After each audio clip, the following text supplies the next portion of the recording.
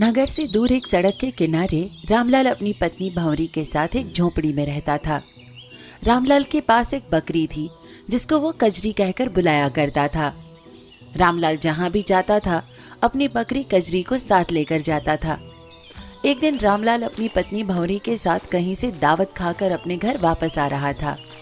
दावत में जो खाना बच गया था उसे रामलाल ने एक थैले में रख लिया था। वो थैला हाथ में लेकर चल रहा था। उसकी बकरी कजरी भी उसके साथ थी। रामलाल के हाथों में थैला देखकर अचानक रास्ते में दो चोर उनका पीछा करने लगे। अरे भाई मंगल, थैले में मुझे बहुत सारा धन दिखाई दे रहा है और बकरी भी अच्छी ही है। आज तो सरदार बहुत खुश होंगे, क्या कहते हो भाई? लेकिन शनि भैया, इस बकरी का हम क्या करेंगे? सरदार बहुत नाराज होंगे। चोर लगातार उनका पीछा करते गए। रामलाल की बकरी बार बार चिल्लाए जा रही थी। ये कजरी को आज क्या हुआ है, इतना क्यों बोल रही है? तभी रामलाल को एक ठोकर लगती है और उसके हाथ से थैला छूट जाता है। थैला नीचे गिरने से सारा खाना जमीन पर गिर जाता है। ओहो, ये क्या हुआ? सारा खाना खराब हो गया। ये शनि तो हमारे पीछे ही पड़ गया है। नुकसान नहीं होगा तो और क्या होगा? रामलाल ने तो शनि ग्रह के बारे में बोला था, लेकिन संयोग से उनमें से एक चोर का नाम भी शनि ही था और दूसरे का मंगल। उनको लगा रामलाल उन्हीं के बारे में बात कर रहा है। देख मंगल, तू जाकर पता लगा कि उसे हमारा नाम कैसे पता चला। हाँ ठीक है, मैं अभी जाकर देखता हूँ। और मंगल रामलाल के पास चला जाता है और कहता है, अरे ओ भाई, तुम्हें मेरे भाई का नाम कैसे पता चला? हाँ देखो भाई, तुम्हारा नाम शनि हो या मंगल, हमें तो सब पता है। हमारी कजरी हमें सब बता देती है। कजरी?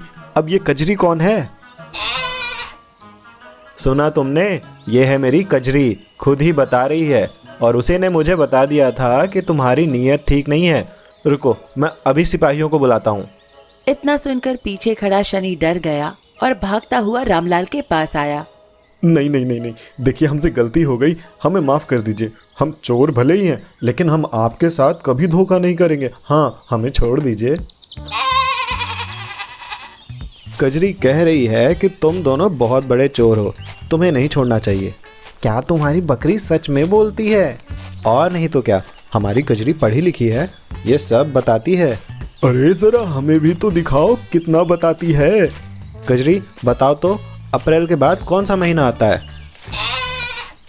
देखो देखो, बोली मई। जरा फिर से पूछो तो। कजरी अब बताओ कि जून से पहले कौन सा महीना आता है? देखो देखो देखो, दोबारा बोली मई मई। अब तो संतोष हो गया। इसी तरह बात करते हुए रामलाल अपने घर के पास आ जाता है। भैया, आप ये बकरी हमें कितने में बेचेंगे? बेचेंगे? अरे हम इसे कभी नहीं बेचेंगे। अभी कल ही इसका 20,000 रुपया मिल रहा था, हमने फिर भी नहीं बेचा। अच्छा, तो हम इसका आपको 30,000 रुपये दे देते हैं, आप इसे हमें दे दीजिए। तुमको एक बार में सुनाई नहीं देता? मैंने कहा ना कि हमें इसे नहीं बेचना। तुम जाओ यहाँ से, हमारा घर आ गया। अच्छा ठीक है, आपको 40,000 देते हैं। अब तो मान जाइए, मना मत करिएगा। हाँ हाँ ठीक है, लेकिन देखो मेरी एक शर्त है। हमारी बकरी गद्दे पर सोती है, इसे थोड़ी भी तकलीफ नहीं होनी चाहिए और इसे अपनी गोद में लेकर जाना होगा। ठीक है, ये लो पूरे 40,000 रुपये। दोनों चोर बकरी को अपनी गोद में उठाकर चले गए और अपने सरदार के पास पहुँचे। ये क्या है? ये बकरी लेकर क्यों आए हो तुम लोग? सरदार, ये कोई मामूली बकरी नहीं है, ये भविष्य बताने वाली कजरी है। क्या बकवास है? नहीं सरदार, ये सच है, आप खुद ही पूछ कर देख लीजिए। अच्छा तो चलो बताओ, आज मुझे कितना धन मिलेगा? देखिए सरदार, बोली ना, बोली मैं। अरे बेवकूफ़ों, ये बकरी है, मैं नहीं करेगी तो क्या तुम्हारा नाम लेकर बुलाएगी? लेकिन सरदार, इसने मेरा नाम उस आदमी को बता दिया था और मंगल का भी। कौन था वो आदमी? मुझे लेकर चलो उसके पास। दूसरे दिन शनि और मंगल सरदार को लेकर रामलाल के घर की तरफ चल देते हैं। उधर रामलाल भी पहले से ही इस मुसीबत से लड़ने के लिए तैयार था। वो बाजार से 2 तोते खरीद कर ले आया था और अपनी पत्नी को समझा दिया कि उसे क्या करना है। एक तोते को उसने घर पर पिंजरे में रख दिया और दूसरे तोते को अपने साथ लेकर बाहर चला गया। रामलाल, ओ रामलाल, दरवाजा खोलो, हमारे सरदार आए हैं। भंवरी ने दरवाजा खोला और बाहर आई। कहिए, क्या काम है? आप कौन है? ये हमारे सरदार हैं, हमें रामलाल ने ठगा है। कहाँ है वो? हमें उससे मिलना है। लेकिन वो तो खेत पर गए हैं। अच्छा रुको, मैं अभी आई। भंवरी अंदर गई और तोता लेकर बाहर आई। जाओ, जाकर उनको बुला लाओ, कहना कि सरदार आए हैं। इतना कहकर भंवरी ने तोते को हवा में उड़ा दिया। मैंने आपका संदेश उन तक पहुंचा दिया है, वो थोड़ी देर में यहाँ आ जाएंगे।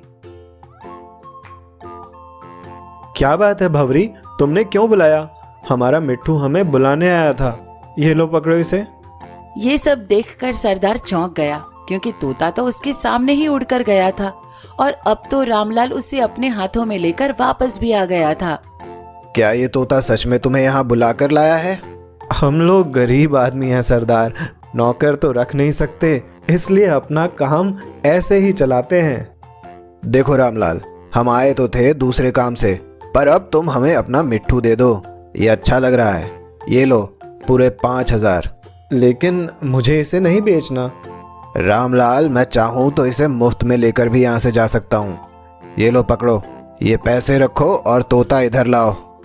सरदार तोते को लेकर अपने अड्डे पर चला गया। तोते को परखने के लिए उसने उससे कहा, जाओ और जाकर शनि और मंगल को बुलाकर जल्दी से आओ। इतना कहकर उसने तोते को उड़ा दिया। तोता उड़ गया और सरदार उसका रास्ता ही देखता रह गया। जब काफी समय तक कोई नहीं आया तो सरदार खुद ही चिल्लाने लगा, शनि, मंगल, अरे कहाँ मर गए सबके सब? क्या हुआ सरदार? क्या हुआ सरदार? हुआ क्या? अरे उस रामलाल ने हमें फिर से बेवकूफ बनाया।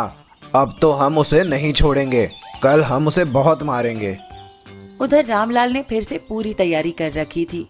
उसे पता था कि सरदार उसे नहीं छोड़ेगा, इसलिए इस बार वो बाजार से एक दूरबीन खरीद कर ले आया। ये क्या है? बस तुम देखती जाओ और मेरी हाँ में हाँ मिलाती रहना। दूसरे दिन जब सरदार अपने साथियों के साथ रामलाल के घर पहुंचा तो उसने देखा कि रामलाल आसमान की ओर दूरबीन लगाए देख रहा था। वो इस तरह से अनजान बना हुआ था जैसे उसे पता ही ना हो कि सरदार वहां आ गया है। भंवरी, वो देखो हमारे पिताजी, और वो देखो हमारी माताजी। भंवरी भी दूरबीन लगाकर देखने लगी। प्रणाम पिताजी, प्रणाम माताजी, आप हमारी रक्षा कीजिए माताजी, नहीं तो वो सरदार फिर से आएगा और हमारी ये जादुई दूरबीन भी लेकर चला जाएगा। पिताजी, लगता है अब हम आपको नहीं देख पाएंगे। रामलाल, ये सब क्या है? भंवरी दूरबीन लेकर अंदर जाने लगती है। तुम रुको, ये क्या लेकर अंदर जा रही हो? सरदार, इसे मत लीजिए सरदार, हम इससे अपने माता पिता का स्वर्ग में दर्शन करते हैं। हैं? कहीं तुम हमें फिर से उल्लू तो नहीं बना रहे? लाओ जरा हम भी देखें तो। नहीं सरदार, आप मत देखिए, ये जादुई दूरबीन है और जो अपने माँ बाप से सच्चा प्यार करता है और ईमानदार हो उसे ही इसमें सब कुछ दिखाई देता है। आप मत देखिए।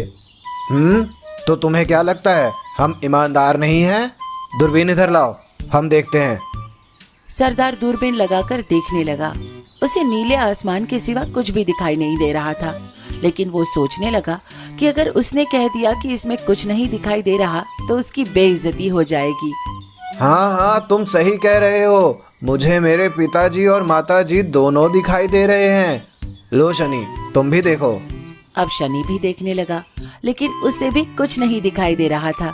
भला अपनी इज्जत किसे प्यारी नहीं होती, इसलिए वो भी कहने लगा, हाँ हाँ जी सरदार, मुझे भी आपके ही माता पिता दिखाई दे रहे हैं।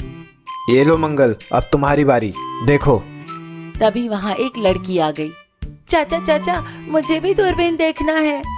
नहीं बेटा, अभी तुम जाओ, तुम बाद में देख लेना। रामलाल, छोड़ दो उस लड़की को। देखो बेटी, तुम भी देखो। इसमें तो मुझे कुछ भी दिखाई नहीं दे रहा है। रामलाल, अब तुम मुझे उल्लू नहीं बना सकते, इसमें कुछ नहीं दिखाई दे रहा है। तुम झूठ बोल रहे हो और अब तुम्हें इसकी सजा जरूर मिलेगी। ठीक है, इस बात का फैसला राजा खुद करेंगे। सभी लोग न्याय के लिए राजा के दरबार में पहुंचते हैं। क्या मामला है मंत्री जी? हुजूर, ये एक जादुई दूरबीन है। आप इसमें अपने पूर्वजों को देख सकते हैं, ऐसा रामलाल का कहना है। जी हुजूर, ये हमें कई बार से उल्लू बना रहा है। क्षमा करें हुजूर, लेकिन मैंने कोई झूठ नहीं बोला। ये दूरबीन जादुई है। जो अपने माता पिता से प्यार करता है, सच्चा और ईमानदार है, उसे इस दूरबीन से उसके माता पिता स्वर्ग में जरूर दिखाई देंगे। अच्छा, अगर ऐसा है तो मंत्री जी पहले आप देखिए और बताइए कि आपको क्या दिखाई दे रहा है। राजा के आदेश पर मंत्री दूरबीन में से देखने लगा। उसे भी उसमें आसमान के सिवा कुछ भी दिखाई नहीं दे रहा था। लेकिन मंत्री ने सोचा कि अगर उसने कह दिया कि उसे कुछ भी दिखाई नहीं दे रहा है तो राजा उसे झूठा और बेईमान समझेंगे। इसलिए उसने कहा, महाराज, ये दूरबीन वास्तव में एक अनोखी दूरबीन है। मुझे मेरे माता पिता स्वर्ग में दिखाई दे रहे हैं। अगर आप चाहें तो खुद ही देख लें।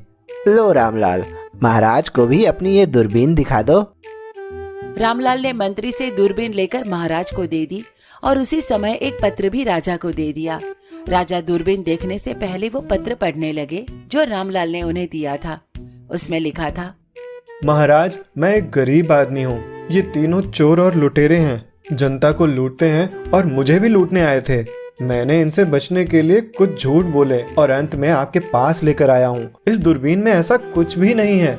आपके पास आने का मात्र यही एक उपाय था। राजा रामलाल की सारी बात समझ गए और उन्होंने कहा, सिपाहियों, इन तीनों को बंदी बनाकर कारागार में डाल दो और रामलाल और उसकी पत्नी को उसके साहस और सूझबूझ के लिए ढेर सारा इनाम दिया जाए। दोस्तों, हमें कठिन से कठिन समय में भी अपने साहस और विवेक से काम लेना चाहिए। काम कठिन हो सकता है मगर असंभव नहीं।